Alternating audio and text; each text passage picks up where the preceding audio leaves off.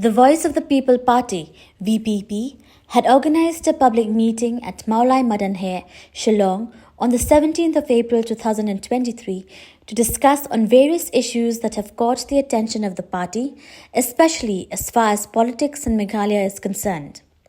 Leaders of the VPP that included party leader Ardent M Basaiawmoit, MLAs Adelbert, Nongrum and Brightstarwell, Marbaniang and others.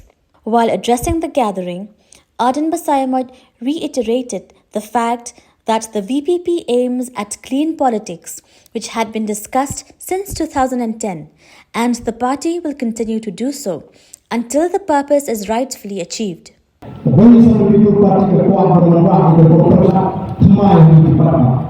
Melingkar kini GDP yang tentu yang alai perkhidmat di bawah mana, di bawah kita yang kejelas begini, di bawah perkhidmat yang kejelas begini, bahkan sebagai marlo, kata kalau berjinjau, nila pendam sama rumre, mereka dapat bangun pendam yang mereka sorot bangsa bantu bertipu, hanya disambung di sana. Tetapi kathon jauh dari jiang, kebanyakan lalu hanya kesini kebanyakan ini.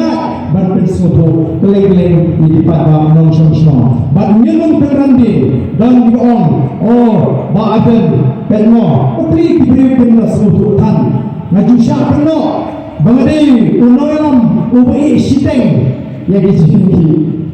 Siapa clean politics sudah ada, kayak ketua Shillong. Ladang day bagi tanya keren bagi tanya ya pintu kakum babor bagi tanya undang bagi clean politics akan berjuang. Ini ada sepuluh istana clean politics. Hadu menda keren diberiu yang keren ni clean politics. Kadang bagi tanya keren tang kakum babor bagi lah para babor bagi.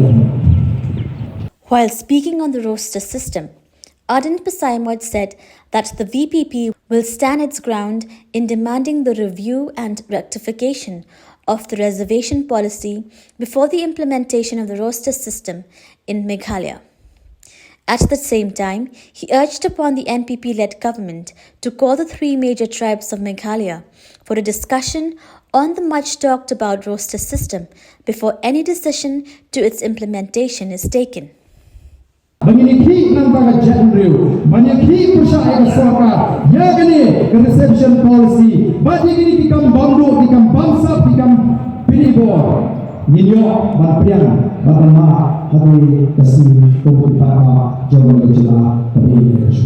Iku apa ni para kini sekarang harus kini soto, mengindah kini push new AP, remember kiu kini soto. Bagaimana kalau ni iku akan menikmati yang hak jumlah di trial. Kini polisi kalau ada tambahan pendak dekat hak jadi kepala di sini.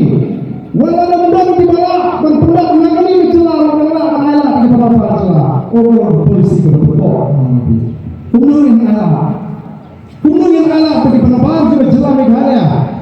Hinuan beliau yang kata hak tunggang reception policy jauh keselamatan Meghalaya. Tanpa pendak yang kata hak kejumpi. Dan mereka kata welcome pada dia, welcome pada tan. Yang ini kita kubur mengikut orang lima. Kini sebagai sorang menikah pemilihan pensemek masyarakat yang kita berikan dengan roster sistem kata pada terpenting yang reception policy. Kawan isu cepat tangguh, minum cepat berat tangguh isu. Tahu ini komiti. Kenapa kita dalam jumlah ini dijadi hari ini? Ringkat bagi ekspor syam terhadap kuno berora yang polisi kepada honlang berora dijadi. Tetapi ini